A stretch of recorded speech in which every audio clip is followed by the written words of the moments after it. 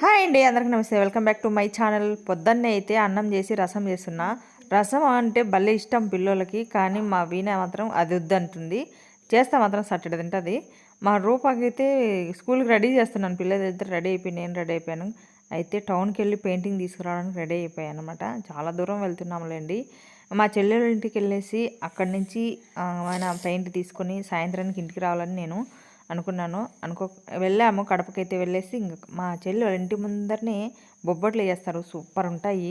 అందుకోసం అయితే తెప్పించుకొని ఫుల్గా తినేసి అమ్మాయిని బయలుదేరేసి తిరిగి సాయంత్రం ఇంటికి 2:30కి వచ్చేసాము. 3 అట్లా ఉంటుంది. ఇంకా చేసుకొని తిని పడుకున్నాము. పొద్దున్నే పెయింటింగ్ పని స్టార్ట్ చేయాలి కాబట్టి బయట వేసేసాము. దుకాణం బంద్ అని అన్నీ బయట వేసేసాము. మా లడ్డు, మా రూప ఫోన్లో వాళ్ళ సార్ వాళ్ళతో మాట్లాడుతాండ్రు. నేను చూసేసరికి సిగ్గుతోటి కింద పడిపోయినరు. థ్యాంక్ యూ అండి, సబ్స్క్రైబ్ చేసుకోండి.